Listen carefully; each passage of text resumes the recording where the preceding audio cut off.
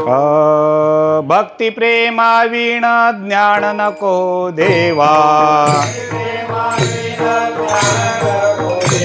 भक्ती प्रेमा विना ज्ञान नको देवा, अभिमान तया नित्य नवा,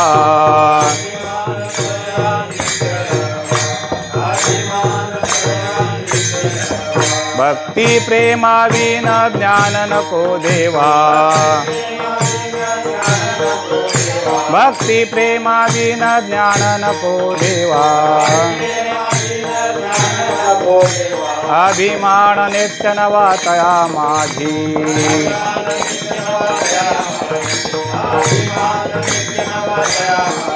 प्रेम सुख देई प्रेम सुख देई, प्रेम सुख देई प्रेम सुख देई, प्रेमा विण नाही समाधान,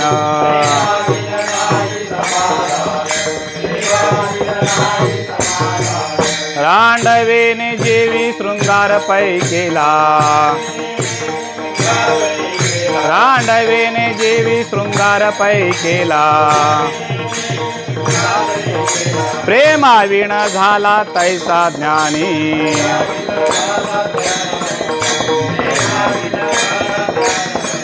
एका जनार्दने प्रेमाती गोड, एका जनार्दने प्रेम अति गोड, अनुभवी सुरवाड जाणतील,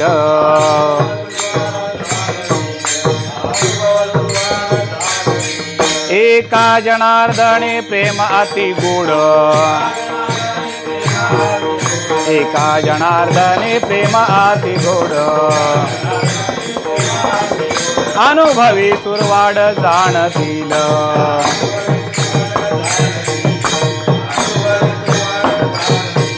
प्रेम सुख देई प्रेम सुख देई, प्रेम सुख देई प्रेम सुख देई, प्रेमा विण नाही समाधान,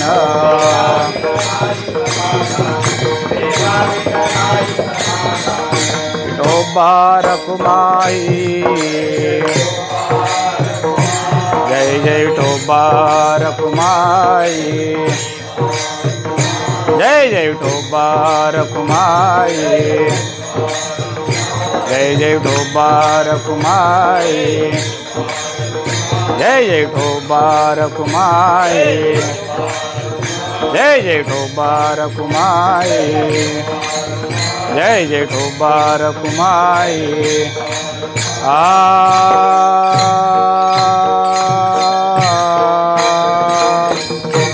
भक्ती प्रेमा विन ध्यान नको देवा, भक्ती प्रेमा विन ध्यान नको देवा, भक्ती प्रेमा विन ध्यान नको देवा, भक्ती प्रेमा विन ध्यान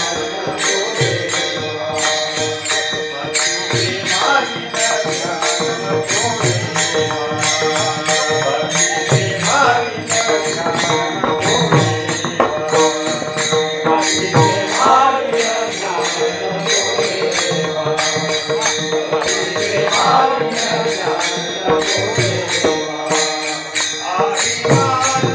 नको अभिमान नित्य नवा तया माझी, अभिमान नित्य नवा तया, अभिमान नित्य नवा तया, प्रेम सुख देई प्रेम सुख देई,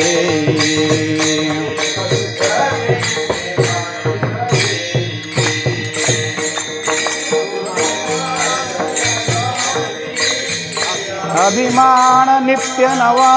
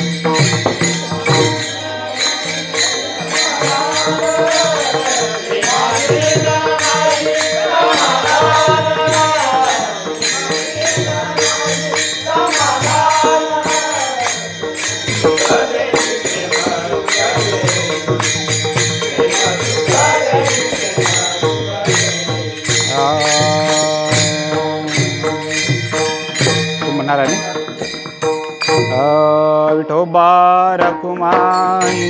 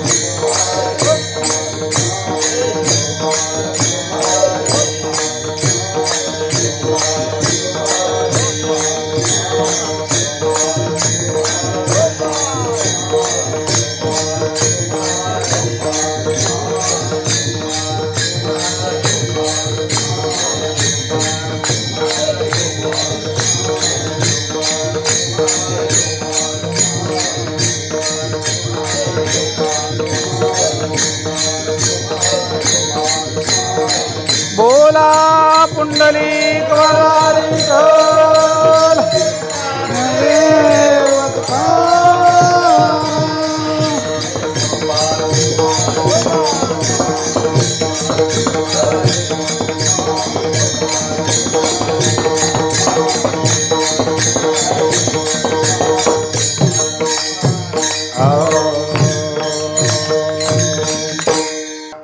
भक्ती प्रेमाविण ज्ञान नको देवा भक्ती प्रेमाविण ज्ञान नको देवा अभिमान तया नित्य नवा भक्ती प्रेमाविण ज्ञान नको देवा अभिमान तया नित्य नवा प्रेम सुख देई प्रेमाविण नाही समाधान रांडवेने जेवी शृंगार पै केला रांडवेने जेवी शृंगार पै केला प्रेमाविण झाला तैसा ज्ञानी प्रेम सुख देई प्रेमाविण नाही समाधान एका जनार्दनी प्रेम अति गोड एका जनार्दनी प्रेम अति गोड अनुभवी सुरवाड जाणतील प्रेम सुख देई प्रेमाविण नाही समाधान विठोबा रखुमाई जय जय विठोबा रखुमाई जय जय विठोबा रखुमाई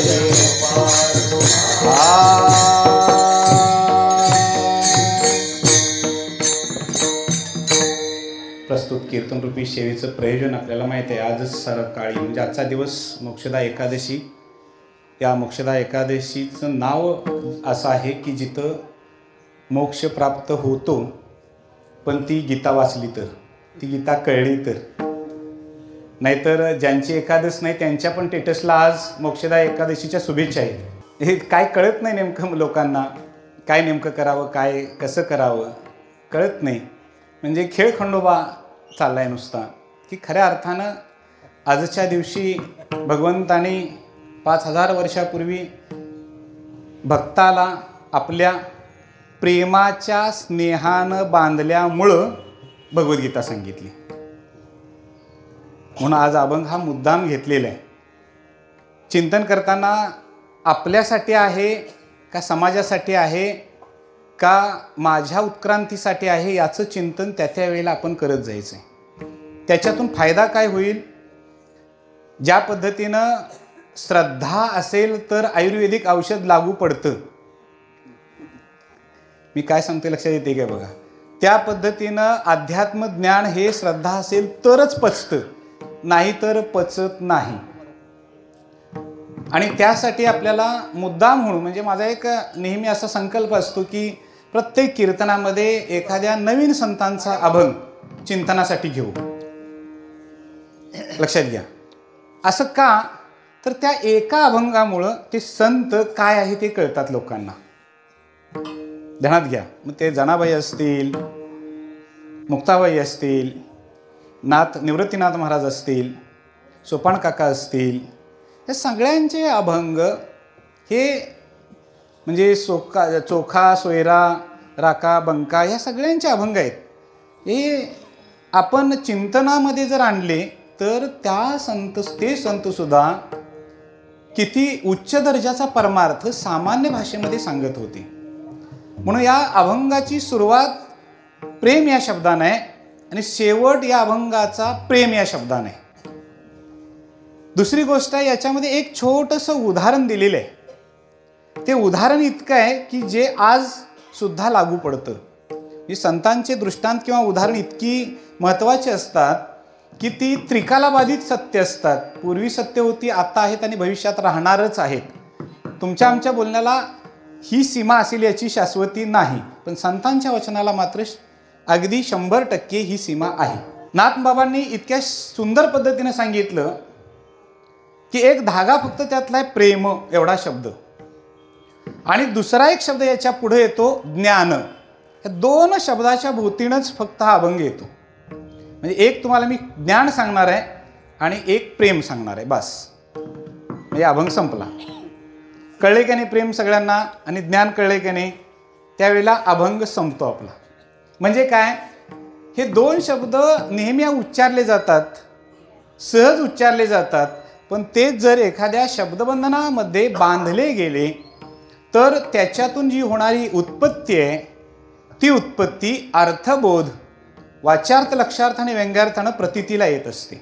आणि त्याच्यासाठी आपण 1-2 पाठीमागच्या गोष्टी बघितल्या तर अगदी लक्षात येईल सहज.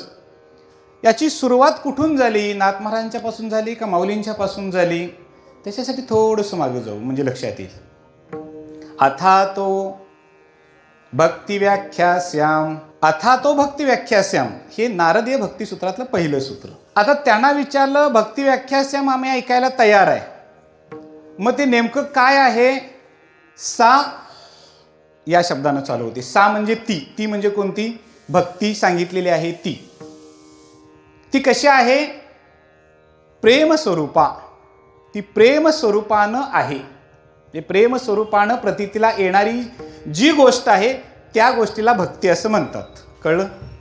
त्याच्या पुढं येतो की एखादी कृती ज्या वेळेला तुम्ही श्रद्धेनं करता ती उपासना असते, आणि एखादी कृती ज्या वेळेला तुम्ही कर्म म्हणून करता ते फक्त आणि फक्त कर्म म्हणूनच शिल्लक राहतं.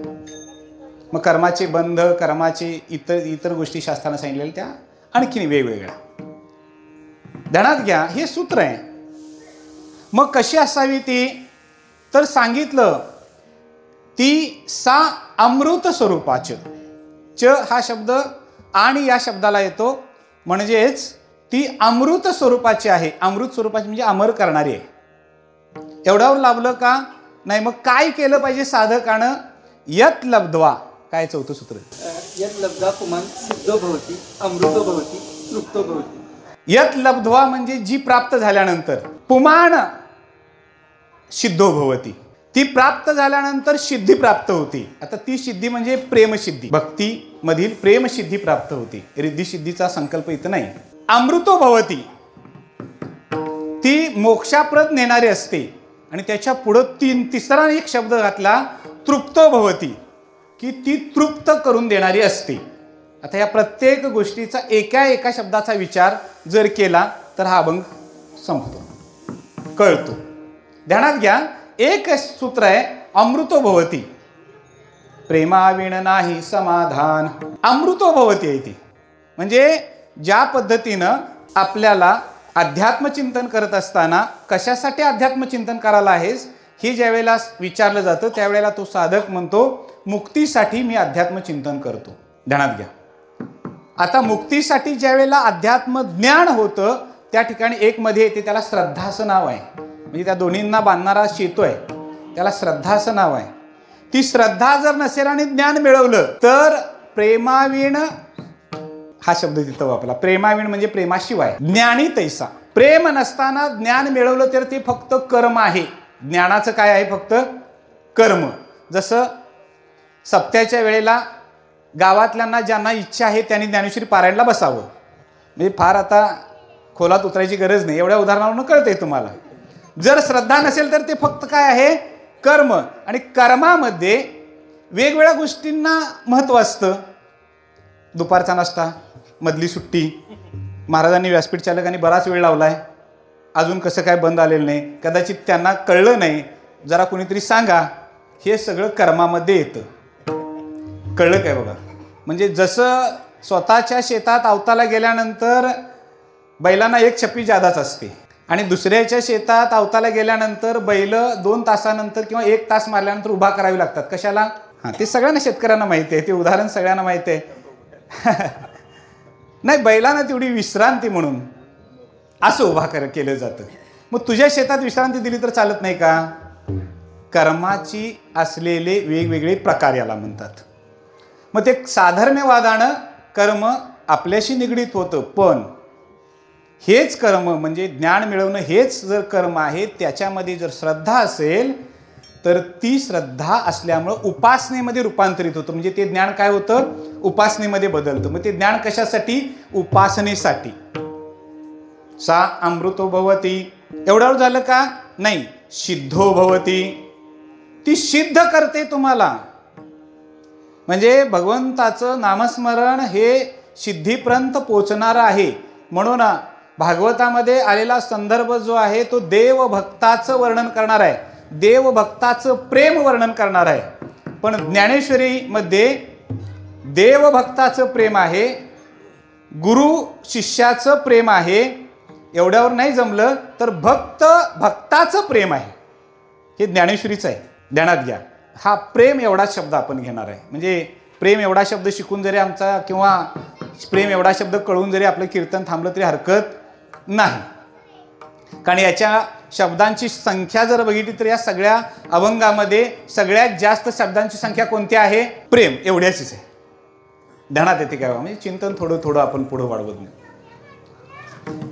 उदाहरण पहिल्यांदा सांगतो म्हणजे लक्षात येईल की जर श्रद्धा नसेल आणि नुसतं एखादं काम केलं तर ते कर्मामध्ये बंदिस्त होतं, आणि श्रद्धा असेल तर ते उपासनेमध्ये होतं. बदल कसा आहे बघा, एकच. उद्या वार आहे गुरुवार. कुठला गुरुवार आहे? मार्गशीर्ष महिन्यातला गुरुवार आहे. म्हणजे उद्या सकाळी उठल्याबरोबर काय करणार आहे? 4 फांद्या 5 फांद्या घेऊन येणार आहे. येणार की नाही? येणार. हे कर्म आहे बघा, सूक्ष्म विचार आहे. मी जे बोलतोय ते कदाचित लागेल आपल्याला, पण विचार मात्र सूक्ष्म आहे याच्यामध्ये. हे कर्म आहे. म्हणजे आज सायंकाळी झोपतानाच ठरवलेलं आहे उद्या सकाळी लक्ष्मी पूजनासाठी आम्ही काय आणणार आहे? डहाळे आणणार आहे. 5 फळांची झाडं आजच बघून ठेवलीत. त्यांची फांद्या उद्या सकाळी आंघोळ केल्यानंतर आणायची आहेत. म्हणजे कर्म चालू झालं. सकाळी उठणार 5ला, म्हणजे रोजच्यापेक्षा किमान तासभर तरी आधी उठणार. स्वतःची फांद्या असतील तर काय काळजी नसते, पण दुसऱ्याची असली तर रात्रभर झोप लागत नाही, दुसऱ्याच्यातनं आणायची असेल तर. त्यामुळं ते कर्म सकाळी आंघोळीला चालू होतं. लक्ष्मीपूजन संध्याकाळी नुसतं नाही आहे, ते आजपासूनच चालू झालेलं आहे. ते सकाळी फांद्या घेऊन यायच्या, आणून ठेवायच्या, मग घरातलं सगळं आवरायचं. हे सगळं चालू झालं. मग संध्याकाळचा काय जो प्रसादाचा पदार्थ असेल तो त्याच्यासाठी वेळ घालवायचा. तो सगळा झाला की सायंकाळची वेळ. सायंकाळच्या वेळेला मग ते पूजन मांडायचं. ते पूजन मांडल्यानंतर शांबाला वाचायची. ते वाचल्यानंतर नैवेद्य दाखवायचा. नैवेद्य दाखवल्यानंतर आपण प्रसाद ग्रहण करायचा. इथंपर्यंत आपली लक्ष्मी पूजन पूर्ण झालं. आता शुक्रवारी सकाळी, आता तुम्ही सांगायचं पुढचं काय असेल ते. शुक्रवारी सकाळी काय करायचं बोला? शुक्रवारी सकाळी काढायचं ते. म्हणजे कसं काढायचं ते, म्हणजे कळशी उचलायची आणि नदीला नेऊन ओतायची. याला कर्म म्हणतात. फक्त हे कर्मामध्येच आपण जातो, उपासना नाही. कारण याच्यामध्ये आमची श्रद्धा त्याच्या ठिकाणी बिलगलेली नाही. जर आमची श्रद्धा त्या ठिकाणी असेल तर जो कलश आहे त्याचं पूजन केलेलं आहे ते काय आहे? लक्ष्मी आहे. मग त्या लक्ष्मीची उत्तर पूजा झाल्याशिवाय मी तिला हात लावणार? तुमच्या ध्यानात येते का? ही साधी सूक्ष्म गोष्ट आहे. ही श्रद्धा आहे. लक्षात घ्या. ही श्रद्धा आपल्याला तारते. काय तारते? फक्त श्रद्धा. मग ती भक्तीमध्ये असेल किंवा ज्ञानामध्ये असेल. श्रद्धावान लभन्ते ज्ञानम तत्परा सयन्तेंद्रियः ज्ञानं लब्ध्वा परां शान्तिं मचिरेण अधिगच्छति. ज्ञानानं चिरेण अधिगच्छति, समाधान मिळतं. पण ते कुठं मिळतं? जर त्या ज्ञानाच्या पाठीमागं श्रद्धा असेल तर. म्हणून ज्या वेळेला आपण दुसऱ्यावर प्रभाव टाकण्यासाठी ज्या वेळेला ज्ञान मिळवतो ते कर्म, आणि स्वतःच्या समाधानासाठी ज्ञान मिळवतो ती उपासना. किती सूक्ष्म सूक्ष्म येतोय बघा आपण. ज्या वेळेला उपासना म्हणून ज्ञान करत असतो त्यावेळेला उपासनेमध्ये खंड नाही. कळलं? म्हणजे मी जर ज्ञान मिळवण्यासाठीच सतत प्रयत्न करत असेल तर मी उपासना म्हणून करतोय. म्हणजे माझं नित्य पारायण असेल, नित्य वाचन असेल, नित्य चिंतन असेल, नित्य मनन असेल आणि निधिध्यास सतत असेल. नित्य नाही, सतत हा शब्द मी वापरतो इथं. याचं कारण निधिध्यास हा जागृत, स्वप्न आणि सुषुप्तीमध्ये सतत असतो. आणि उपासना तुम्ही जागे आहात तोपर्यंत चालते. एकदा झोप लागली की थांबतं. रामकृष्णारी रामकृष्णारी पडल्यानंतर सुद्धा अंतरुणावर म्हणतो आपण, पण झोप लागल्यानंतर सकाळी उठल्याबरोबर रामकृष्ण हरी जर आलं तर सुषुप्ती आमची रामकृष्णारी उठल्याबरोबर. आणि उठल्याबरोबर उसाची तोड कवा यायची आठवलं की लक्षात ठेवायचं ते रामकृष्णारी फक्त जागृतीतला आहे. याचाच अर्थ ध्यानात येईल की नाथ बाबा आपल्याला सांगतात की ज्या गोष्टीमध्ये सारस्वत्व आहे ते सारस्वत्व प्राप्त होण्यासाठी, ते सारस्वत्व मिळण्यासाठी, ते सारस्वत्व अंगीभूत होण्यासाठी मला तृप्तो भवती, चौथं सूत्र आहे नारदीय भक्ती सूत्रातलं. त्यानं काय मिळतं? तृप्तो भवती म्हणजे समाधान. श्रेयो हि ज्ञान अभ्यासात ज्ञानात ध्यानम विशिष्यते, ध्यानात कर्म फलत्यागस, त्यागात शांतिरनंतरम. समाधान. हे समाधान मिळवण्यासाठी आम्ही कर्म करतो. जेवण बनवणे हे कर्म आहे. जर घरातले सगळ्या मंडळींचं जर पोट भरलं तर जेवण बनवणाऱ्या महिलेचं पोट आपोआप भरतं. याचं कारण काय आहे? तिनं अंतःकरणपूर्वक केलेलं स्वयंपाक हे कर्म म्हणून नाही, उपासना म्हणून आहे. साध्या साध्या गोष्टीचं चिंतन करत जायचं. म्हणून प्रेमाविन असा शब्द वापरलेला आहे. काय नको? ज्ञान नको. भक्ती प्रेमाविण ज्ञान नको देवा. सहज आहे शब्द. कुणाकडं मागणं आहे? देवाकडं मागणं आहे. आणि उपदेश कुणाला आहे? आम्हाला उपदेश आहे. भक्ती प्रेम हे कसं आहे तर ते याज्वल्य आहे आणि सर्वश्रेष्ठ आहे. भक्ती प्रेमामध्ये वासना नाही. ध्यानात घ्या. जिथं स्वार्थ असतो त्या स्वार्थ प्रेमामध्ये वासना असते. लक्षात घ्या. म्हणून स्वार्थमूलक प्रेम हा भवती. स्वार्थमूलक प्रेमाच्या ठिकाणी वासना राहते आणि भक्ती प्रेमामध्ये वासना राहत नाही. भक्ती प्रेमामध्ये तृप्तो भवती, अमृतो भवती. ते कसं आहे, 5000 वर्षापूर्वी भगवान श्रीकृष्ण होऊन गेले, पण मीराबाईंची श्रद्धा आहे. कोणती श्रद्धा आहे? माझा भगवंत माझ्या बरोबर आहे. म्हणून विषाचा दिलेला प्याला सुद्धा काय झाला? अमृतामध्ये परावर्तित झाला. कारण माझा देव, माझा श्रीकृष्ण माझ्या सोबत आहे. याला काय म्हणतात? भक्तीचं प्रेम. प्रेमातून दुसरी गोष्ट येते ती म्हणजे दृढ निश्चय. काय म्हणतो त्याला? दृढ निश्चय. प्रेमामध्ये दृढ निश्चय असतोच, पण भक्ती प्रेमामध्ये फक्त, इतर प्रेमामध्ये नाही.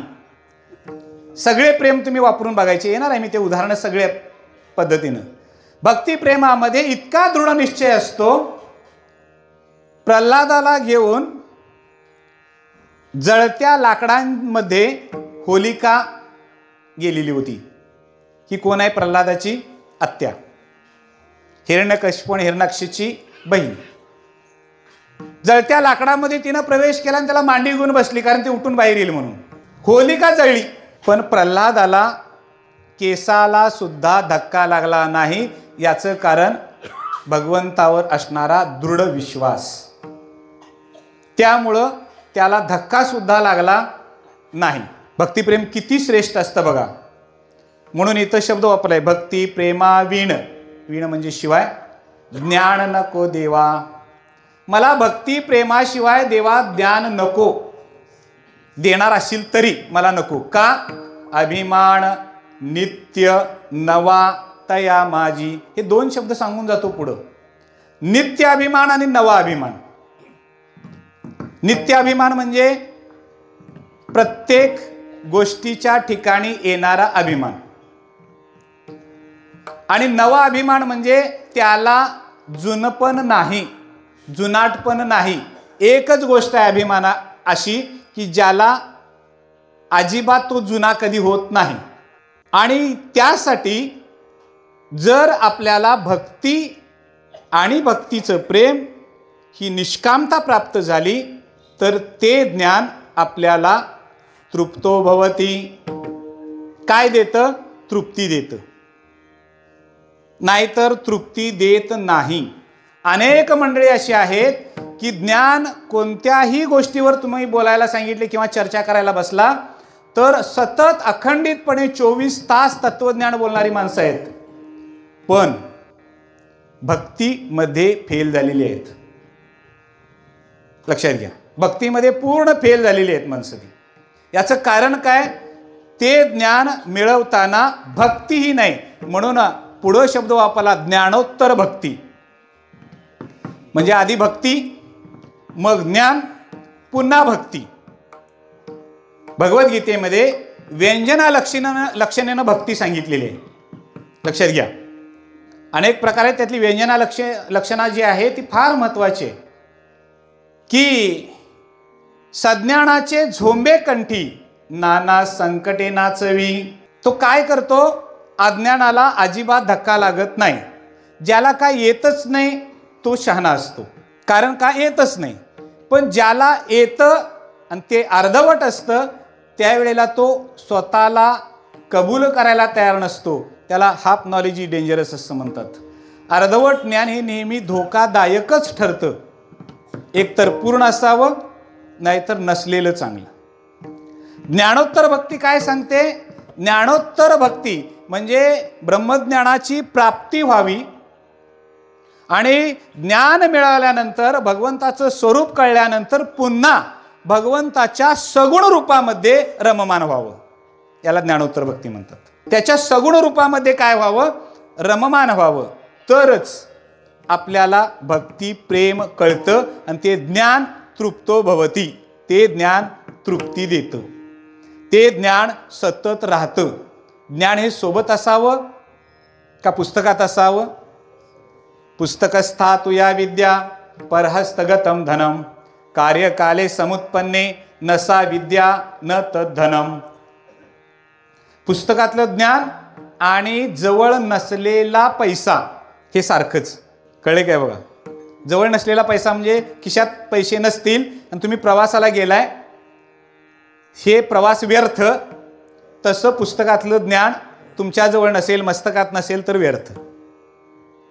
ध्यानात येते काय बघा. म्हणून ज्ञानोत्तर भक्ती सर्वश्रेष्ठ भक्ती आहे. मग उगम कुठून? तर अमृतो भवती, इथून उगम. हा उगम कसा असावा? तर भक्तीने धरिले हाती. भक्तीने काय करावं? हातामध्ये धरावं आणि मग ज्ञान वैराग्य पाठीमागून यावं. म्हणजे सर्वश्रेष्ठ काय आहे? भक्ती आहे. आता भक्ती ही प्रेमात्मक भक्ती आहे. मी सांगालोय ती भक्ती प्रेमात्मक भक्ती आहे. एक उदाहरण देतो म्हणजे लक्षात येईल तुमच्या. भागवतामध्ये ज्या वेळेला भगवान श्रीकृष्ण आणि उद्धव समोरासमोर येतात, त्यावेळेला भगवान श्रीकृष्णांच्या डोळ्यातून पाणी आलेलं असतं. उद्धवाला आश्चर्य वाटतं. उद्धव म्हणतो, देवा तुमच्या डोळ्यातनं पाणी आज कसं काय? ते म्हणतात, काय सांगायचं, मला द्वारकेतील राधेची, गोपिकांची मला आठवण झाली रे. आठवणीनं? होय म्हणला, तुला नाही कळायचं, ती तू जाऊन बघून ये. उद्धव म्हणला, आता द्वारकेत जायचं म्हटल्यानंतर कृष्णाचा दूत म्हणजे कुणाकडून व्यक्ती आली याच्यावर बरंच अवलंबून असते. परवाच्या 19 तारखेला बघितले तुम्ही, बरंच काही त्या अवलंबून असते. उद्धव कुणाकडून जातोय? आपल्या देवाकडून जातोय, एका राजाकडून जातोय, संदेश घेऊन जातोय. ठीक आहे, जातो म्हणला, कपडे वगैरे घातली, नीट वगैरे गेला. त्या गोपिका सगळ्या बसलेल्या होत्या. तिथं जाऊन थांबला. लांबूनच याला बघितलेलं होतं. त्यावेळेला त्यातल्या गोपिकांना वाटत होतं हा श्रीकृष्ण आहे, कारण ते वर्णन तसं आहे, दोघांचं समानतेचं वर्णन आहे. शरीरयष्टी ही दोघांची, श्रीकृष्णाची आणि उद्धवाची सारखी. लांबून वाटलं, पण ज्या वेळेला पेहराव बघितला त्यावेळेला वाटलं की माझा श्रीकृष्ण हा नैसर्गिक सुंदर आहे, हा कृत्रिम सुंदरता घेऊन आलाय. कळते काय बघा, ती काय म्हणते, हा कृत्रिम सुंदरता घेऊन आलेला आहे. तो बसतो आसनावर, सगळे बसतात बाजूला. तो सांगतो माझा देव असा आहे, निर्गुण निराकार आहे, तो सगुण साकार तुमच्यासाठी झालेला आहे, इत्यादी इत्यादी अशा गोष्टी बऱ्याच सांगतात. तो ब्रह्म आहे वगैरे वगैरे. ते सगळं त्या गोपिका ऐकत असताना प्रत्येक वेळा त्या म्हणायच्या की आमच्या श्रीकृष्णानं काय निरोप दिलाय तेवढा सांग. तो म्हणतो तेच सांगालोय. म्हटलं आम्हाला श्रीकृष्णाची भाषा कळते, प्रेमाची भाषा वेगळी असते, ज्ञानाची भाषा वेगळी असते. उद्धव ज्ञान घेऊन गेलेला होता, प्रेम घेऊन गेलेला नव्हता. आणि भगवंत प्रेम घेऊन जात होता, ज्ञान घेऊन जात नव्हता. त्याच्यामुळं प्रेमाची भाषा ही नाहीच आहे म्हणले. इतक्यात एक भुंगा तो त्या गोपिका जवळ आला आणि त्या राधेच्या पायाजवळ फिरायला लागला. ते उद्धवही बघतोय, गोपिका बघतात, ती राधाही बघते. आणि राधा त्या भुंग्याला म्हणते, काय रे, तू काळा आहेस तसाच तोही काळा आहे, तू बाहेरून काळा आहेस, तो आतून काळा आहे. उद्धव म्हटला, हे वर्णन भुंग्याचं चाललंय काय देवाचं चाललंय? मी सांगालोय कसा आहे, निरावयव, नित्य, चैतन्य घन, असं याचं वर्णन सांगायला. ही काय सांगायला लागली? म्हणले आपण तिथपर्यंत पोचलो नाही. आसनावरून उद्धव उठला आणि राधिकेच्या चरणावर दंडवत घातला. या प्रसंगाला वर्णन करताना सांगितलं की हे सहज नाही, ज्ञान प्रेमाला शरण गेलं. ज्यावेळा ज्ञान प्रेमाला शरण जातं त्यावेळा तृप्तो भवती. मग पर्यायच असा असावा की नको देवा. मग कोणाकोणाची आहे? पै भक्ती की जाणे ते तर साण थोर न म्हणे, आम्ही भावाचे पाहुणे भलते या. आम्हाला काय पाहिजे? फक्त भाव. मग भगवंत म्हणतात त्याच्या पुढं, आता मी मगाशी सांगितलं तसं आज संध्याकाळपासूनच विचार चाललाय, उद्याचा चाललाय का नाही, त्याबद्दल माऊलींनी इतकं सुंदर सांगितलेलं आहे.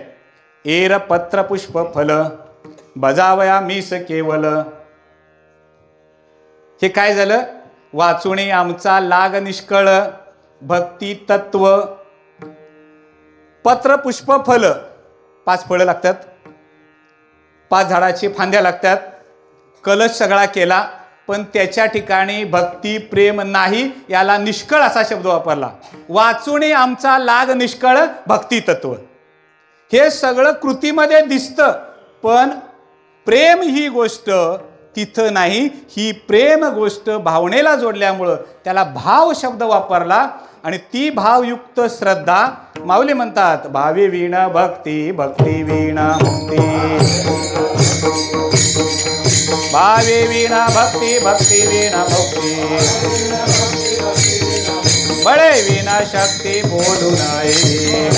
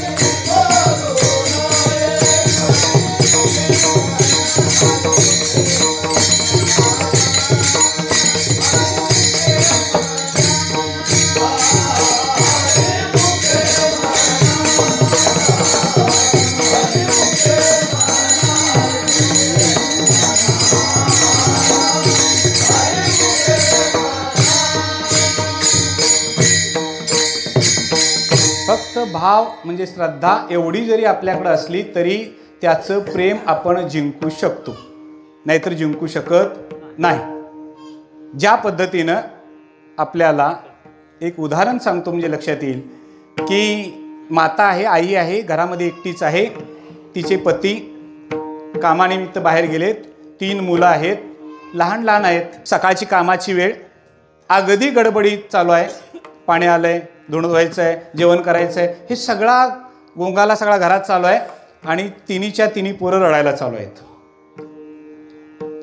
त्यावेळेला आई मारू शकत नाही त्यांना, आई रडते, आईच्या डोळ्यातनं पाणी येतं. हे प्रेम आहे. हे काय आहे? प्रेम. हेच उदाहरण पुढं सांगतो म्हणजे लक्षात येईल. हे सगळं चालू झालं. मग एक थोरलं पोरगं होतं, ते म्हणायला लागलं की मला गाडी दे. मग आईला वाटलं त्याला गाडी दिल्यानंतर थांबेल, उठली, गाडी दिली. ते पोरगं गाडी घेतलं, गलीत खेळायला गेलं. दुसरं म्हणाला मला चॉकलेट दे. तिनं पिशवीत हात घातला, चॉकलेट त्याला दिलं. ते चॉकलेट खाईत बाहेर कट्टेवर जाऊन बसले. त्या धाकट्याला म्हणले तुला काय पाहिजे? ते म्हटलं मला काय नको, तूच पाहिजेस. ते थांबायच तयार नाही. त्याला चॉकलेट दिलं, थांबायला तयार नाही. त्यानं फेकून दिलं चॉकलेट. त्याला दुसरी गाडी दिली, त्यानं फेकून दिली. आईच्या लक्षात येतं ते त्याला काय पाहिजे.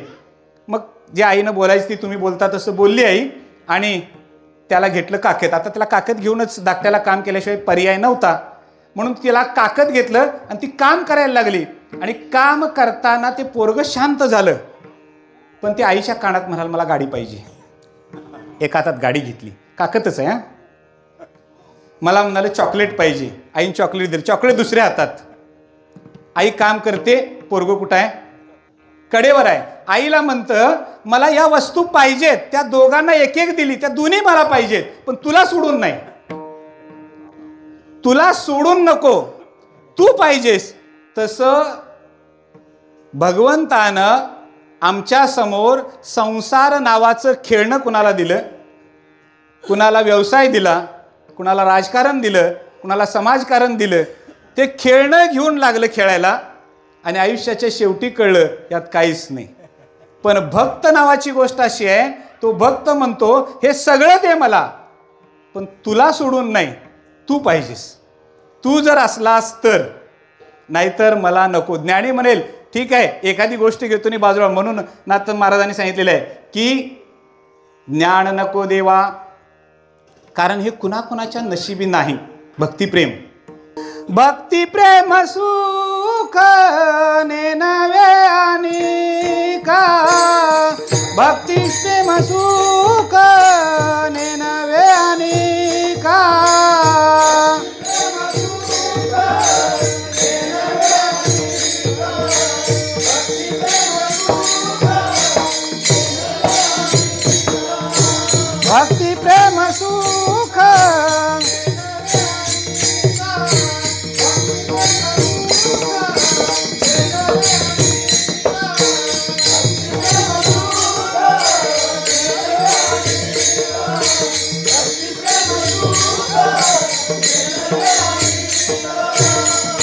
पंडिता वाचका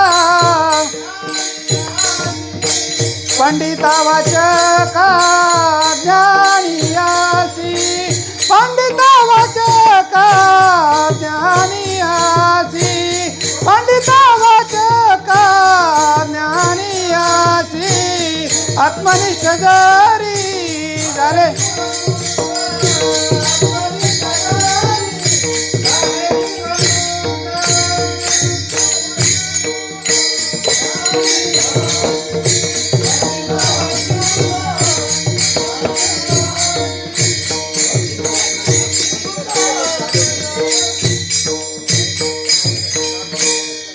भक्तिप्रेम सुख नेनवे ने नवे जाणू शकत नाहीत. कोण? पंडिता म्हणजे पांडित्य ज्यांच्याजवळ आहे ते सुद्धा भक्तिप्रेम जाणू शकत नाहीत.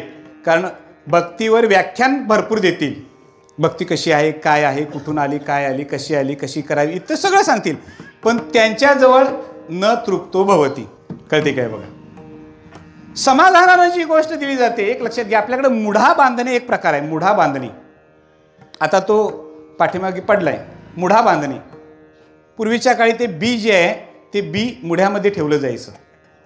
तो मुढा इतका पिंजराचाच मुढा असायचा. त्या पिंजराचा मुढा पाण्यात गेला तरी बी भिजायचं नाही, जाळात टाकला तरी ते जळायचं नाही. म्हणजे बी हे संरक्षित मुढ्यामुळं व्हायचं. कारण ते मुढा बांधण्याचं ज्ञान आता लोकांच्याजवळ नाही. काही लोकांच्याजवळ म्हणजे कोकणात गेलो तर असेल कदाचित, लक्षात घ्या. पण आम्ही विसरलो का नाही? का विसरलो सांगा? का विसरलो?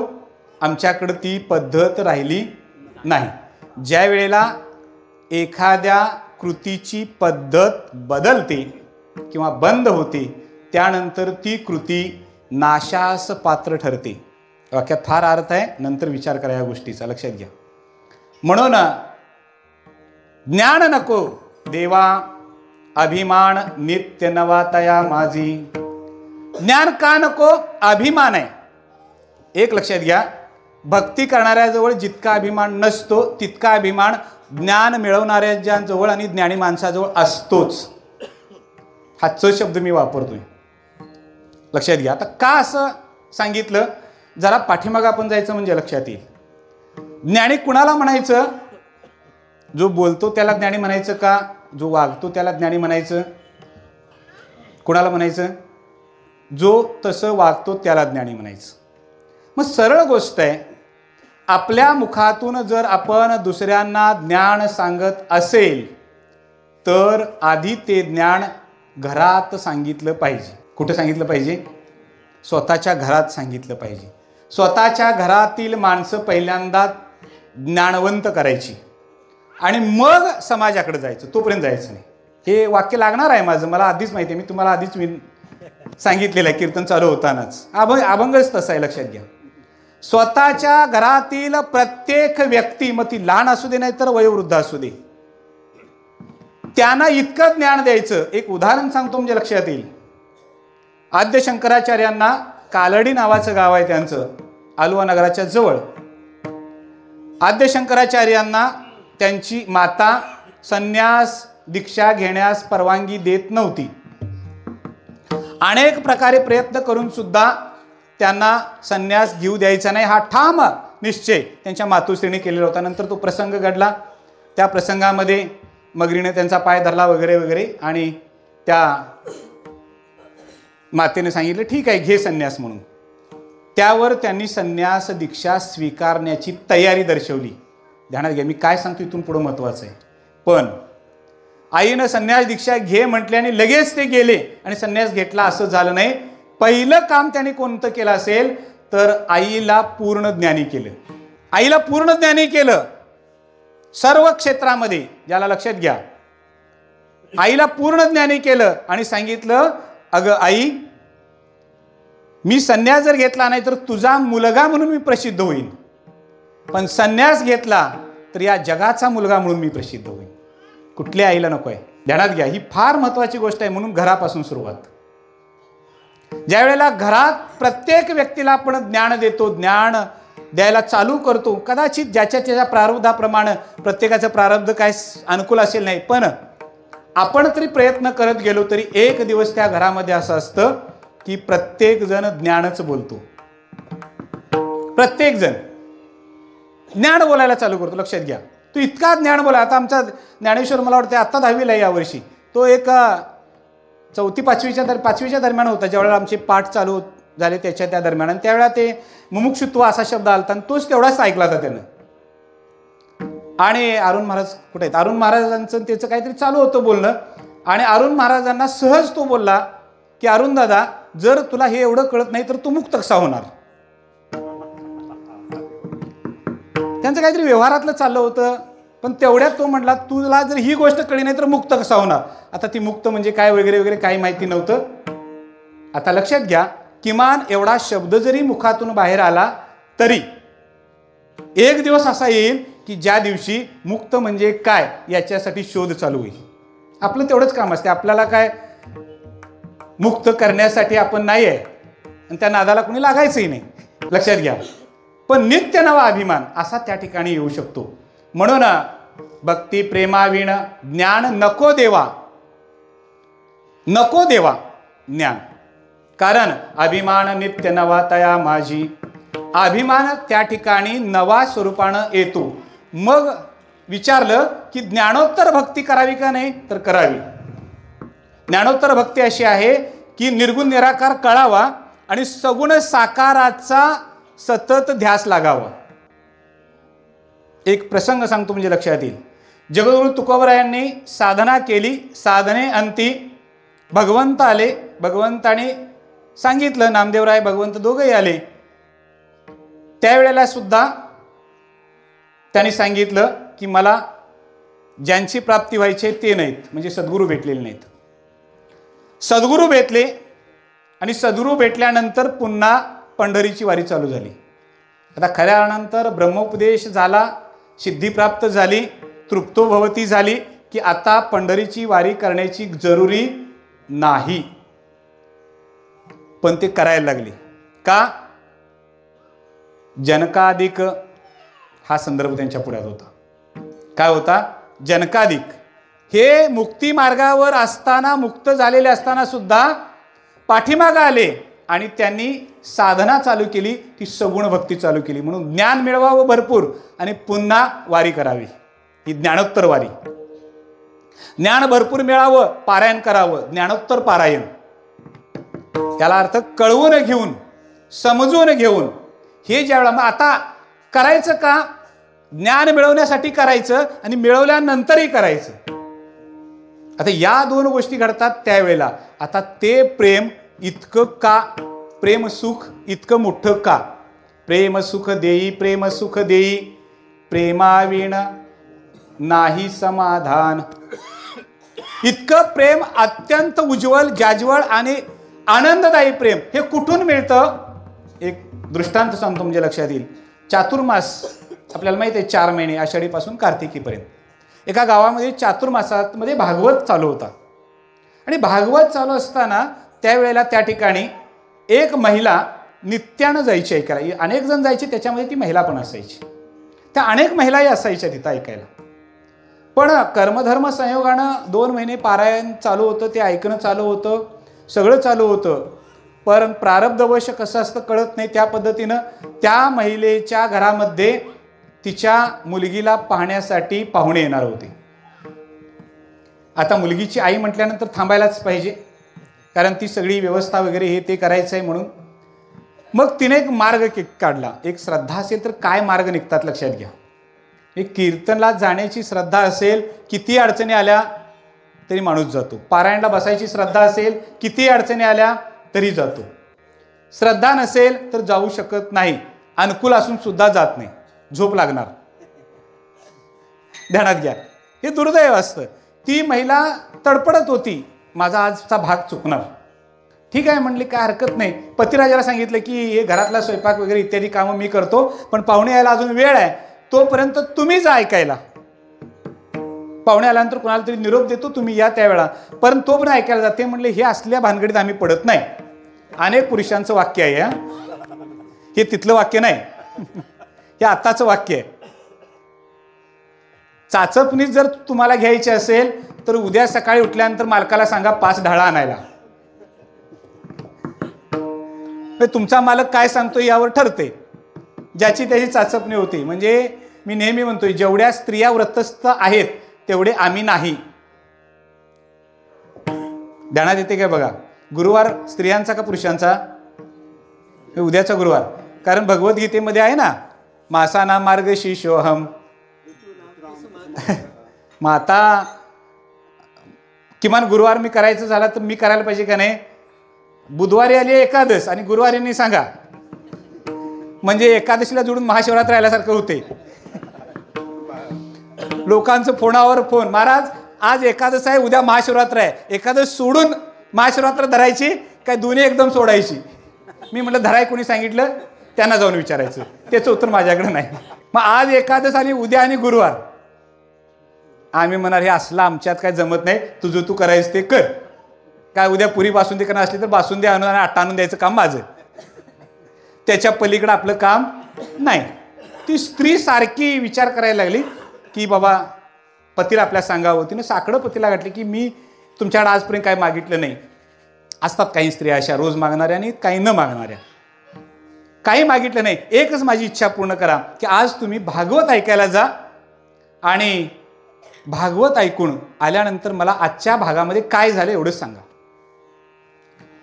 तो म्हणला हे असलं काय आपल्याला जमणार नाही. दुसरी गोष्ट 2 तास ऐकायचं म्हणजे डोक्यात त्यातलं काय राहणार नाही. राहिलंच कसं, नको ते ऐकलेलं असते तिकटीव बसून. चुकून येणारी कीर्तनला जे असतात त्यासनी कधीच काय कळत नाही, कथा कळत नाहीत, काहीच नाही. कधीतरी येणारे असतात. तो तिकटीव बसून सगळं ईव्हीएम खोटं काय खरं हिनी तयार केल्यावाने बोलतात. लक्षात घ्या. पण अध्यात्म एवढं चाललंय. दर एकादशीला विठ्ठल मंदिरात कीर्तन आहे. एवढा मोठा आता भविष्यात जानेवारीमध्ये सप्ताह मोठा आहे. आता भागवत सप्ताह झालेला आहे. याच्याबद्दल कोणीही बोलायला तयार नाही. ही वस्तुस्थिती आहे. मी टीका कुणावर करत नाही, आधीच सांगतोय. लक्षात घ्या, जी वस्तुस्थिती आहे ती बोलतोय. आपल्या गावात मोठा सप्ताह होणार आहे म्हणून तिकटीवर चर्चा करणाऱ्या माणसांची संख्या आणि यासनी काही काम नाही म्हणून करायलात म्हणून म्हणणाऱ्यांची संख्या. आता ईव्हीएम आणायचं का बॅलेट आणायचं सांगा, ही मतदान घ्यायला. आम्ही त्यात 100% नापास होऊ. म्हणजे त्याला काय, लक्षात घ्या. पण ती श्रद्धेनं सांगत होती नाही तुम्ही जा. तो म्हणला जातो. खरं लक्षात राहील याची गॅरंटी नाही, शाश्वती नाही. जसं कीर्तनला गेल्यानंतर रात्री कुठला अभंग होता लक्षात राहत नाही दुसऱ्या दिवशी, तसं पण होऊ शकते. ठीक आहे म्हणले, काय हरकत नाही, जातो. ती म्हणली माझा भगवान श्रीकृष्ण तुमच्या लक्षात ठेवेल, कारण तो बुद्धीचा देवता आहे, तो निश्चित तेवढं काम करेल. तो गेला, तो ऐकायला लागला. हिचं हात इथं चालत होते, पाय चालत होते, डोळे बघत होते, काम सगळं नित्य चाललेलं होतं, पण लक्ष मात्र सगळं तिकडं होतं. तो आला, ती वाटच बघत होती. पती आल्यानंतर पाय आत काय बाहेर, तोपर्यंत दारात ही. हिनं विचारलं काय झालं आज, कृष्णानं काय सांगितलं, काय झालं, काय केलं कृष्णानं. कारण बाललीला चालू होत्या. काय झालं आज? तो म्हटला तू रोज येऊन काहीतरी सांगत होतीस, मागच्या अवतारात असं केलं, त्याला मारलं, ह्याला मारलं, रावणाला मारलं, ह्याला मारलं, सगळ्यांना तू सांगत होती, राक्षसांना मारलं. अगं तुझा तो कृष्ण कसला? त्याच्या आईनं त्याला आज उकळाला बांधून ठेवलं. ही लागली धायमुंकून रडायला. ह्यो म्हणला काय चुकलं का काय आपलं? घरात आपलं बोलताना असं होतंय कधी कधी तरी, चुकलं काय काय आपलं? तो म्हणायला विचारायला पाहिजे. परत म्हटला तू रडायचं कारण नाही, यशोदे मातेनं श्रीकृष्णाला आजच्या भागामध्ये उकळाला बांधले. 2 तासाचं मर्म एका वाक्यात सांगितलं का नाही? सांगितलं. ती असं म्हटल्यानंतर पुन्हा रडायला लागली. म्हटला हे काय कळना. म्हणला काय झालं? हा बिचारा खाली बसला. म्हटला काय झालं रडायला? म्हणला यशोदा माता आणि मी माताच आहे, मी आईच आहे. तिला कसं कळलं नाही माझ्या श्रीकृष्णाला बांधायचं? ती लागली रडायला. डोळ्यातनं पाणी आणि त्या अश्रूपूर्ण अंतःकरणानं ती सांगत होती, भरल्या अंतःकरणानं सांगत होती की मी जाते आणि यशोदेला सांगते माझ्या कृष्णाचा काहीही दोष नाही, त्याला मुक्त कर, त्याला सोड. भक्तिप्रेम सांगतोय तुम्हाला, त्याला सोड. म्हणून विनंती करते, हात जोडते, काहीच नाही झालं तर तिच्या पाया पडते, तिचं पाय कृष्णाला सोडल्याशिवाय मी सोडणार नाही. 5000 वर्षापूर्वी झालेला ते आत्ता म्हणायला लागलेले आहे, रडायला लागलेले आहे, हात जोडायला लागलेले आहे. तिथूनच ती हात जोडते आणि मूर्छा आली, बेशुद्ध पडली. यानं पाणी मारलं, वारा घालायला चालू केला, आयाबाया आजूबाजूच्या गोळा झाल्या. काय झालं काय कळेना. एवढ्यात रांगत रांगत रांगत दरवाज्यातून भगवान श्रीकृष्ण आले. तिच्या हातावर हात ठेवला. ते कोमल हात लागल्याबरोबर ती म्हणायला लागली, माऊली अरे कृष्णा, सोडलं तुला म्हणजे माझी जी मागणी आहे ती यशोदा मातेनं ऐकली. सोडलं तुला, बरं झालं. अरे तू बालकृष्ण, तुला बांधून ठेवायचं बरोबर आहे का? हातात हात भगवंताचा घेतला आणि डोळे पुन्हा बंद केले, ते न उघडण्याच्या निर्धारानं. याला म्हणतात भक्तीतील तृप्तो भवती. प्रेम सुख देई, प्रेम सुख देई, प्रेम सुख देई, प्रेम सुख देई. प्रेमाविण नाही समाधान.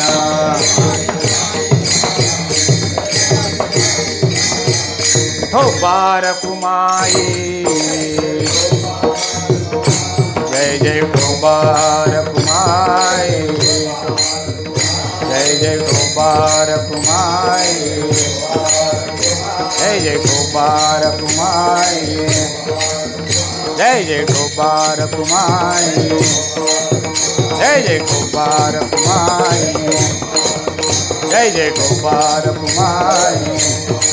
बोला पुंडलिक वरदा विठ्ठल, ज्ञानदेव तुका. ठोबार कुमाई, ठोबार कुमाई, जय जय ठोबार कुमाई.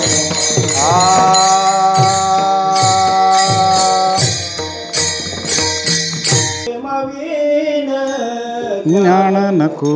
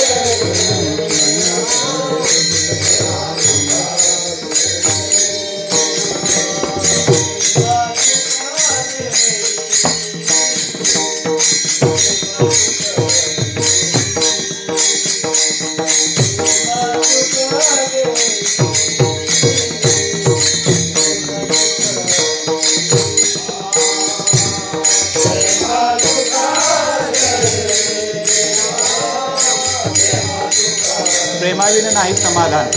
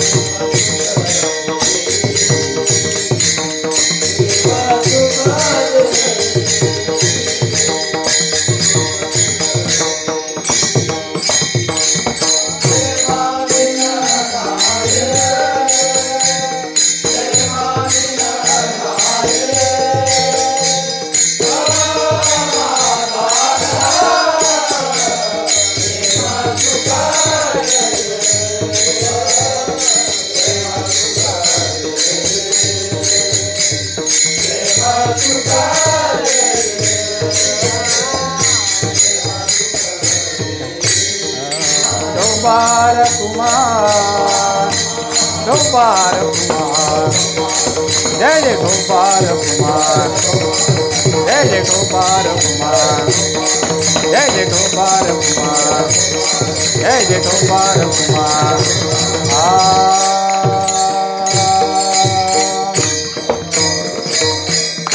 प्रेम सुख देई, प्रेम सुख देई, प्रेमा विण नाही समाधान. अत्यंत सोपे सोपे सोपे सोपे शब्द आहेत.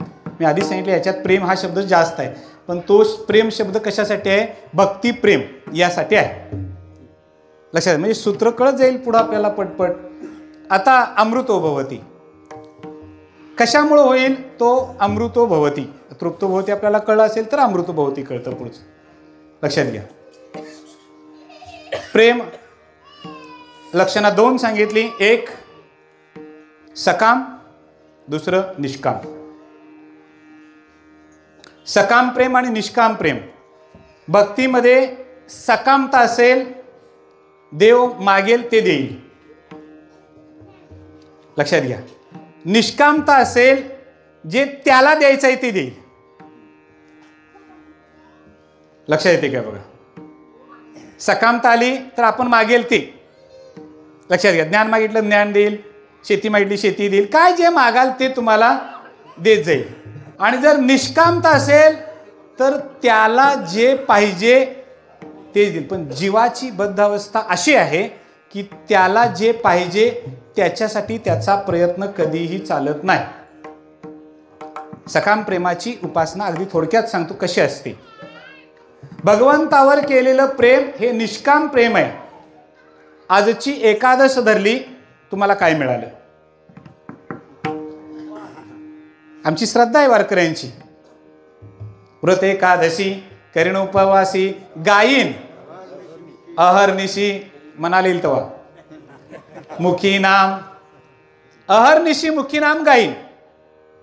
म्हणजे आपुले आपण करा सोडवून या उक्तीप्रमाणे एक फक्त निष्काम भावनेनं आपण व्रत वैकल्य या आमच्या वारकरी संप्रदायातली करत असतो आणि पुढं पुढं जात असतो. पण सकाम भक्ती ज्या वेळेला येते, उदाहरणामध्ये येऊ दुर्गे. लक्षात घ्या. दुर्गेकडे जाताना गेल्यानंतर आपण जे करतो ते सकाम. आमुष्याची जी पाडव्याची आमुष्या असते, सगळे देव सकाम. लक्षात घ्या. म्हणजे वर्षातनं एक लक्षात राहावी म्हणून तरी आमुष्या असते ती. आता पैसा झालाय दाबून सगळ्यांच्याकडे, त्याच्यामुळं कुठलाही दिवस देवाला चालतो. म्हणजे देवांचं दिवस बदलायचं काम आम्ही केले. याच्या पूर्वीचा इतिहास असा आहे, फक्त रविवारी बैलगाड्या डोंगराला जायच्या, ज्योतिबाच्या डोंगराला. कधी मोटरसायकल नव्हती त्यावेळा. रविवारीच फक्त ज्योतिबाला बैलगाड्या जायच्या. आता मनात आले की जातात. आता त्याच्या पुढची गोष्ट सांगतो. मासिक एकादशी येते, त्याला महिन्याची वारी म्हणतात. महिन्याचे वारकरी, एकनिष्ठ वारकरी हे महिन्याला जात होते, आजही जातात. पण गावातले काही 4 चाकीवाले म्हणतात आम्ही काय म्हणाले तेव्हा जातोय म्हणतात का नाही बघा. तुमच्या कानावर येत नसेल पण माझ्या कानावर येते. लक्षात घ्या. कारण इतका हायवे चांगला केलेला आहे, फक्त अडचण आम्हाला इथून NH4 पर्यंत जाईपर्यंतच. एकदा कागलमध्ये जाऊन पोचलो आम्ही की अवघ्या 3 तासात पंढरपुरात आणि परत पाठीमागं. मनाला येईल तेव्हा देवाला जाणं चांगलं आहे, पण व्रत म्हणून जाणं. लक्षात येते का बघा, वारी चुकून दे हरी हे का? आता साधनं झाली, याला भौतिक साधनं म्हणतात. भौतिक साधनानं अपेक्षा वाढल्या आणि श्रद्धा कमी झाली. प्रेम दुसरी सांगतो बाजू.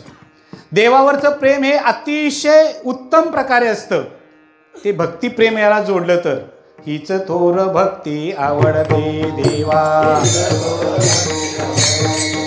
हीच थोर भक्ती आवडते देवा, संकल्पावी माया संसाराची,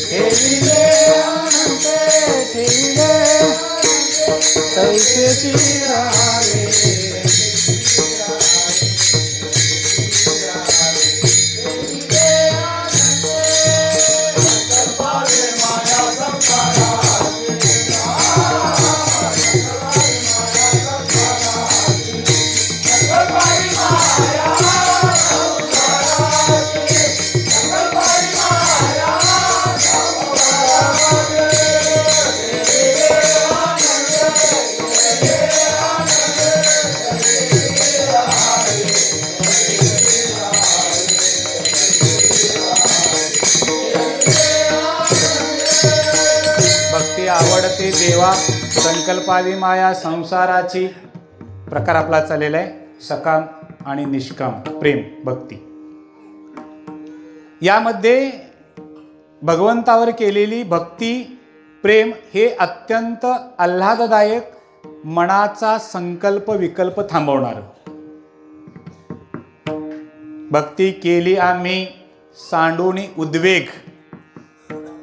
उद्वेग सांडला म्हणजे मनाचा संकल्प विकल्प थांबवला आणि आम्ही काय केली? भक्ती केली. नामदेवराय तेच म्हणतात, भक्ती विण मोक्ष नाही हा सिद्धांत, वेद बोले हात उभारुणी, तरी तेची ज्ञान जाणाया लागोणे, संता ओळंगणी वश कीजे. ये ज्ञानी माणसाबद्दल आपल्याजवळ नम्रता असलीच पाहिजे. ज्ञान आपण मिळवलंच पाहिजे. काय होतं? ज्ञानोत्तर जर भक्ती घडली तर समशत्रोच मित्रेच तथा मानापमानयोः शीतोष्ण सुख दुःखेषु समसंग विवर्जितः तुल्य निंदा स्तुतिर्मौनी संतुष्टो येन केनचित. आता ज्ञानानंतर भक्ती आणि भक्तीनंतर ज्ञान, ज्ञानोत्तर भक्ती जर केली तर काय घडतं? कुणी निंदा केली त्याचा परिणाम होत नाही, कुणी स्तुती केली परिणाम होत नाही. कारण भक्ती ज्ञान भक्ती हे सूत्र आहे. काय ध्यानात येते काय बघा? आधी भक्ती, ज्ञान, पुन्हा भक्ती. त्यामुळं काय होतं? संतुष्ट सततम, तो योगी संतुष्ट राहतो म्हणजे समाधानी राहतो. तुल्यनिंदा, कुणीही काही केली काहीही अडचण येत नाही, कुणी सत्कार केला हुरळून जात नाही. कारण ज्ञान मुरावं आणि पुन्हा भक्ती व्हावी. लक्षात घ्या.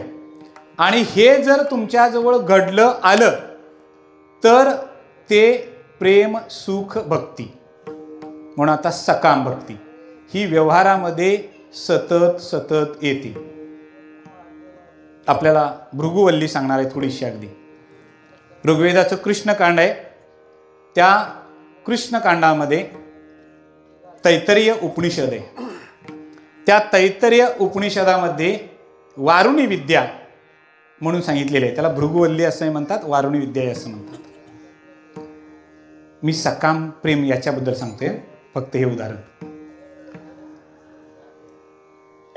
मुलगा आहे म्हणून मी तुला ज्ञान देईन, वारुणी विद्येमध्ये भृगूला वरुण सांगतात. पण ते ज्ञान तुझ्याजवळ श्रद्धेनं न घेतल्यामुळं टिकेल याची शाश्वती नाही. म्हणजे ज्ञान कसं घ्यायला पाहिजे? श्रद्धेनं घ्यायला पाहिजे. तनुमनु जीवे चरणाशी लागावे, अगर्वता करावे दास्य सकळ. हे का म्हटलं? माझ्या शरीरावरचा माझा हक्क काढून माझ्या गुरूंचा हक्क, याचा अर्थ सर्वस्व कुणाला अर्पण केलं? गुरूंना अर्पण केलं. त्याच्या पुढं आहे सांगितलं की त्याच्यामध्ये मग ज्ञानमय कोश, विज्ञानमय कोश हे सगळं कळत गेले. मग आनंदमय कोश कळला. 36 वर्ष गेली. 12 वर्षांनी परत यायचा, मला हे बाबा कळलं. तो म्हणायचा जा आणखी 12 वर्ष तपश्चर्या कर. प्राणमय कोश, वायुमय कोश, अन्नमय कोश, ज्ञानमय कोश आणि शेवटी आनंदमय कोश. 12 वर्ष धरली तर 60 वर्ष गेली. कशासाठी? ज्ञानासाठी. पण सांगणाऱ्यावर श्रद्धा होती. सांगणाऱ्यावर काय होती? श्रद्धा होती. लौकिक अर्थानं आत्ता बोलतोय, आत्ता कलियुगाचं वर्णन. लौकिक अर्थानं आत्ता एखाद्या घरामध्ये जर शिक्षक असतील आणि तो शिक्षक जर आपल्या मुलग्याला शिकवायला लागला, समजा मॅथमॅटिक्सचे गणिताचे शिक्षक आहेत वडील, आणि ते आपल्या मुलग्याला गणित शिकवायला लागले, मुलगा शिकत नाही. आहे का नाही उदाहरण? असं का? शिकवणाऱ्याबद्दल श्रद्धा नाही. हे माझे वडील आहेत, एवढाच भाव आहे, श्रद्धा नाही. लौकिक मी सांगतोय. आता पुढे येतोय.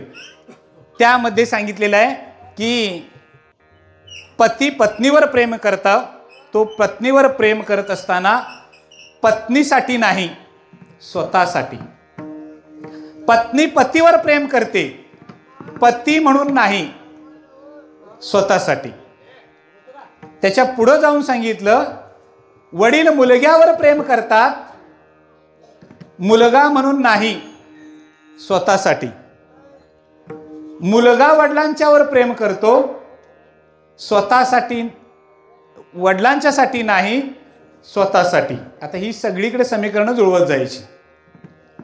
या लौकिक जीवनामध्ये कोणी असं नाही की जे सकामता नसताना किंवा हेतू नसताना प्रेम करतो.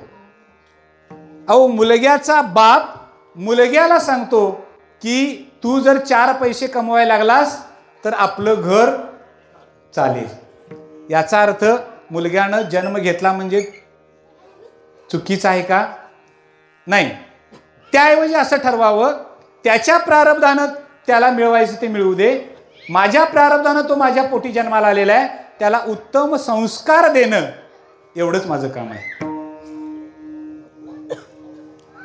लक्षात घ्या. शिकवणं सुद्धा म्हणू नये आपण, संस्कार हा शब्द वापरतोय मी. उत्तम संस्कार देणं एवढंच. कारण उच्चभ्रू असणारी शिक्षण घेणारी माणसं सुद्धा, मुलं सुद्धा नंतर आईबापाकडे येत नाहीत. पण संस्कार असतील तर उच्च शिक्षित सुद्धा आईबापांच्या पर्यंत पोहोचतोय. म्हणून आज गरज आहे ती प्रेमाची. लक्षात घ्या.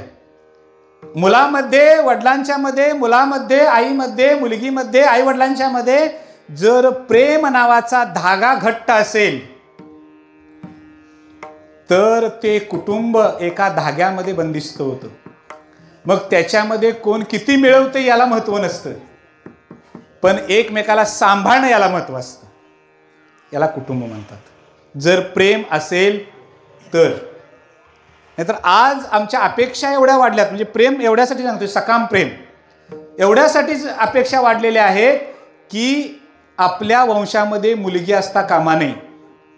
म्हणून स्त्री भ्रूण हत्या, मुलींना जन्माला यायच्या आधीच मारलं जातं का नाही. त्याच्या पुढं जाऊन मुलगा जन्माला यावा, तो उच्च शिक्षित व्हावा, म्हणजे जन्माला यायच्या आधी ठरवतोय. अजून आलेला नाही, आधीच ठरवतोय.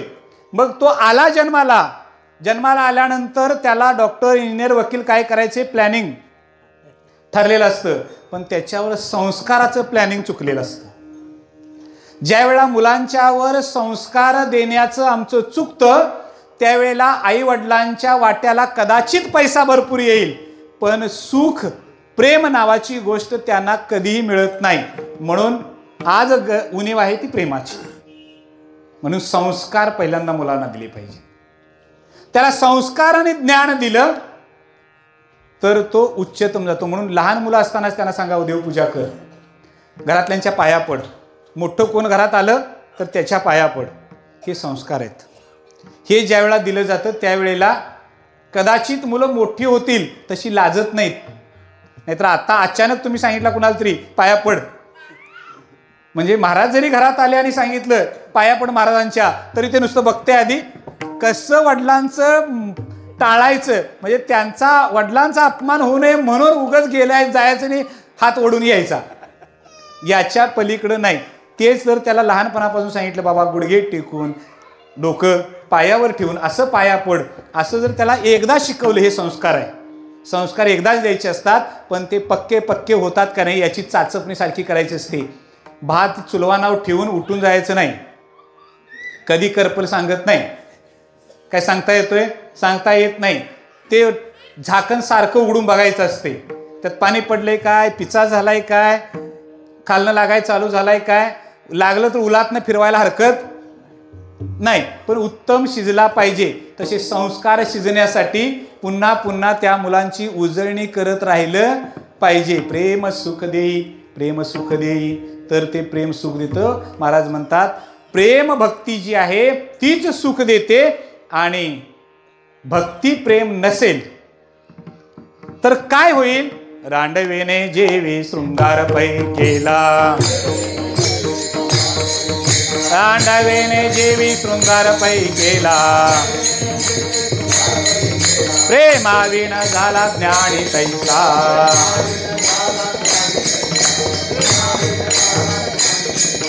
रांडवेने जेवी शृंगार पै केला उदाहरण आहे, आणि दुसऱ्यांदा दिले ते आमची चाचपणी करून दिली. प्रेमाविन झाला ज्ञानी तैसा. प्रेम जर नसेल तर तो ज्ञानी कसा, त्याच्यासाठी उदाहरण रांडवेने जेवी. रांडवेने जेवी म्हणजे विधवा स्त्री, जिचा पती वारलेला आहे, या जगात नाही, त्या स्त्रीनं शृंगार पै केला. शृंगार म्हणजे कळते, नटणं सजणं वगैरे जे आहे ते केल्यानंतर त्या स्त्रीला बघितल्यानंतर लोक काय म्हणतील, तेच प्रेमाविन ज्ञानी तैसा. कळलं आता? फार या खोलात उतरायची गरज नाही, सगळेच आपण सुज्ञ आहात, लक्षात घ्या. मग म्हणतात की एका जनार्दनी प्रेम अति गोड. अध्यात्मामध्ये, परमार्थामध्ये सगळ्यात गोड काय असेल तर प्रेम. आता त्याची एक फक्त उपमा कशा पद्धतीने दिलेली आहे एवढीच सांगतो. अति गोड हा शब्द वापरला जातो. हा अति गोड कशासाठी असतो? 1 लिटर दुधामध्ये अर्धा किलो साखर टाकली, अति गोड.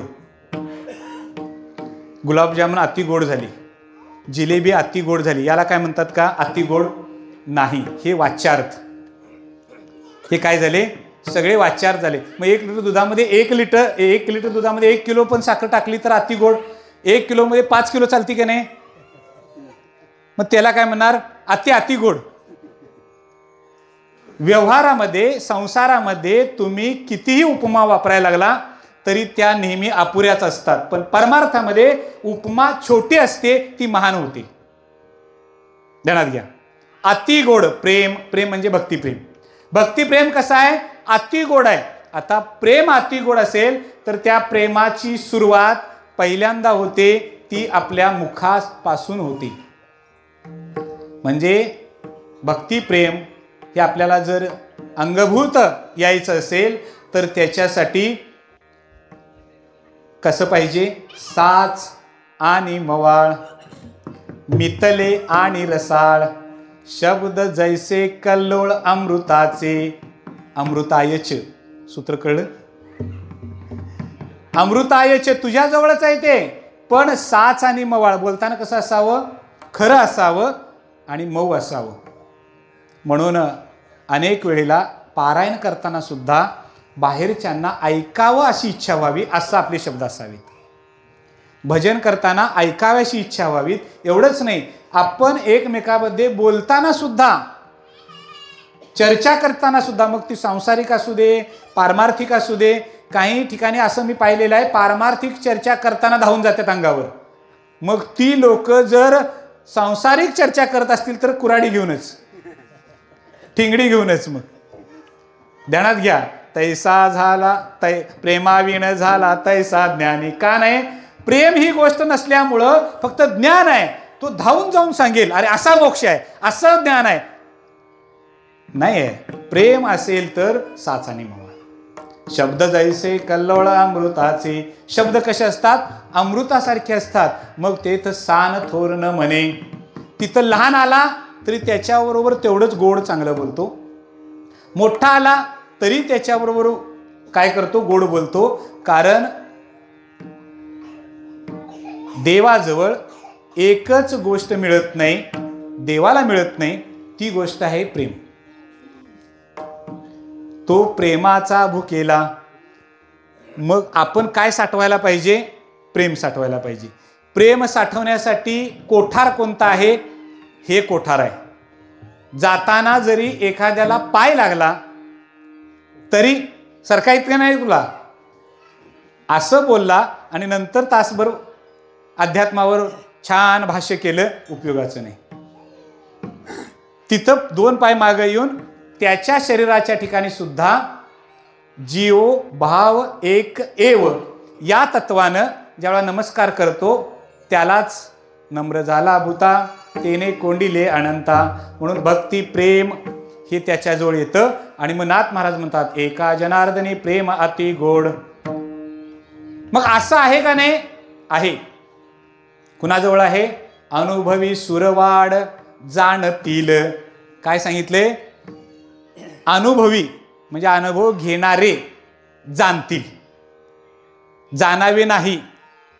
ध्यानात घ्या, जाणावे हा शब्द नाही, जाणतील याचा अर्थ हा अभंग अनुभव सिद्ध आहे, त्याचं आचरण आपल्याला करता येतं. म्हणून शेवटचं चरण तुमच्या आमच्यासाठी अनुभवी सुरवाड.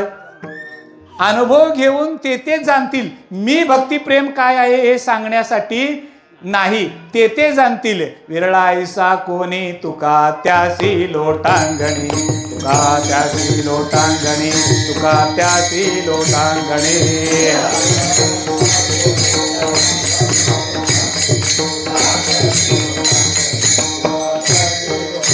अनुभव घेणारा जो आहे त्याला लोटांग घालायला आपल्यामध्ये काहीही कोणतीही तक्रार असता कामा नाही. कारण ते अनुभव सिद्ध ज्ञान भक्तिप्रेमातून आलं आणि त्याच्यातून पुन्हा जे प्रेम निर्माण झालं ते पुन्हा भक्तीमध्ये समर्पित झालं. म्हणून त्या भक्तीला ज्ञानोत्तर भक्ती म्हणतात. हीच भक्ती, ज्ञानोत्तर भक्ती सर्वश्रेष्ठ भक्ती. ज्ञानेश्वर माऊली, ज्ञानराज माऊली तुकाराम. जय जय ज्ञानेश्वर माऊली, ज्ञानराज माऊली तुकाराम. ज्ञानेश्वर माऊली, ज्ञानराज माऊली तुकाराम.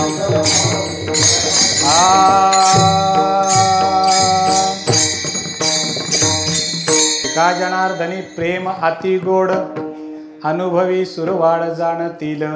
एक उदाहरण फक्त सांगतो, अति गोड. मगाशी 3 झालेले, 4थं उदाहरण जे आपलं नित्याचं आहे ते. पुळीचं जेवण केलं जातं घरामध्ये, पुरणपोळीचं जेवण केलं जातं. त्याच्याबरोबर गुळवणी का देतात?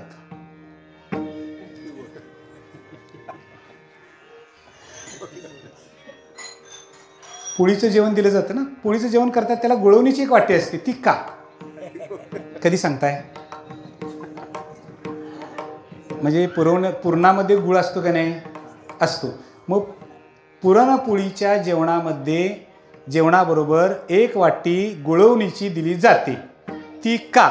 ही आजचं उत्तर ज्या दिवशी तुम्हाला कळणार त्या दिवशी प्रेम अति गोड या शब्दाची उत्पत्ती होणार. जय विठ्ठल जय जय विठ्ठल, जय विठ्ठल जय जय विठ्ठल.